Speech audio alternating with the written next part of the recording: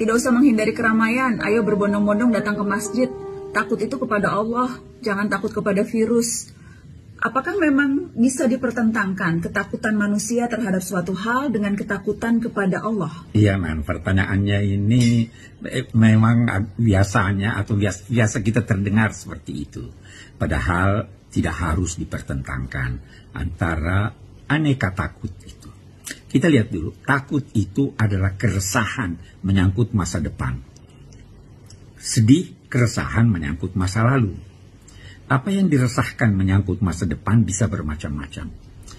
Ada orang takut tua, takut tidak lulus ujian, takut hujan, takut mati, takut pada Tuhan.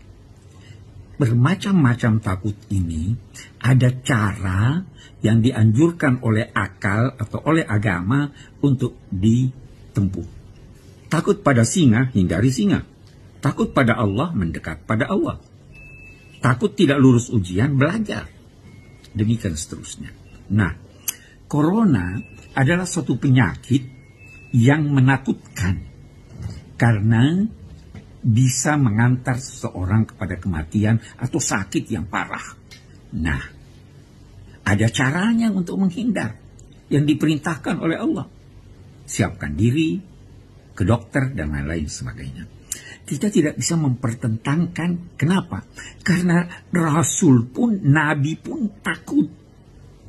Ketika Nabi Musa bertemu dalam 2 tanda petik dengan Tuhan, waktu beliau akan diangkat menjadi Rasul, salah satu bukti yang dianugerahkan Tuhan kepadanya adalah tongkatnya berubah menjadi ular. Al-Quran menyatakan, Nabi Musa melihat itu takut mundur. Allah berfirman kepadanya, la takhaf. Jangan takut. Jadi Nabi Musa takut. Nabi Ibrahim alaihissalam ketika kedatangan tamu-tamu yang dia tidak kenal, tetapi dia sambut, disiapkan hidangan makanan yang enak. Ketika dia lihat bahwa tamu-tamunya tidak menyentuh makanan itu, aujasa fi nafsihi khifah. Terbetik di dalam hatinya rasa takut. Tamu-tamu itu tidak makan karena tamu-tamu itu adalah malaikat-malaikat yang berbentuk manusia. Nabi Ibrahim takut. Bukan berarti dia tidak takut pada Allah. Ketika terjadi perang, Nabi Muhammad SAW bersama sahabat-sahabatnya takut diserang musuh waktu sedang salat. Maka turunlah ayat-ayat Al-Quran yang mengajarkan tata cara salat dan yang berbeda dengan yang sebelum ini, salat itu dinamai salatil khauf.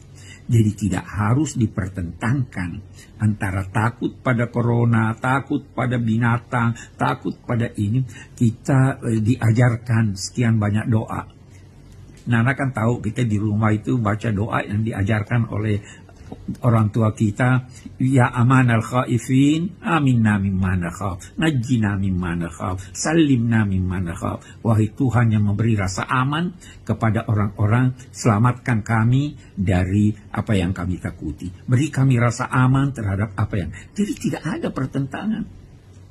Kita tempuh cara-cara yang dibenarkan oleh agama, yang dianjurkan oleh Rasul, dan dianjurkan oleh orang-orang yang mengerti persoalan.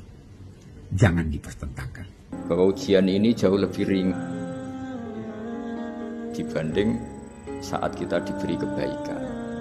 Jadi sehingga nggak perlu cemas. Ya sudahlah, kita berikhtiar untuk menghadapi COVID ini, tapi nggak perlu cemas karena sebetulnya nikmat yang dikasih Allah itu jauh lebih besar.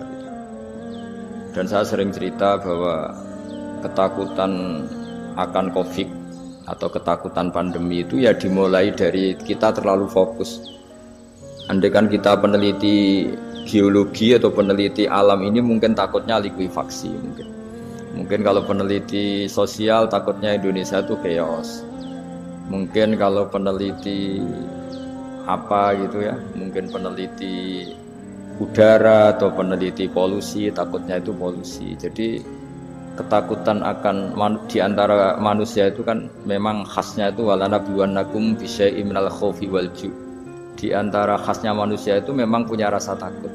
Dan rasa takut ini sesuai spesialisasi masing-masing. Kalau dokter ya takutnya hal-hal seperti itu, takut COVID, takut pandemi, takut ini itu.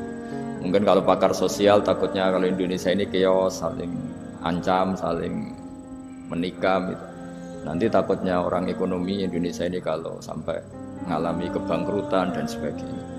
Tapi apapun itu kita yakin bahwa mulai dulu ada masalah dan kita selalu bisa melewati dengan baik. Satu ya karena tawakal, dua karena ikhtiar-ikhtiar yang secukupnya untuk menghadapi pandemi ini. Ya, kira-kira seperti itulah untuk menghadapi supaya kita imannya tetap stabil, karena hubungan Allah dengan kita jauh lebih banyak memberi nikmat ketimbang ujian-ujian, ada ujian kayak pandemi itu. Dengan demikian sesuai anjuran Allah, fazkuru ala Allah. Jadi orang itu disuruh ingat sisi-sisi pemberian Allah.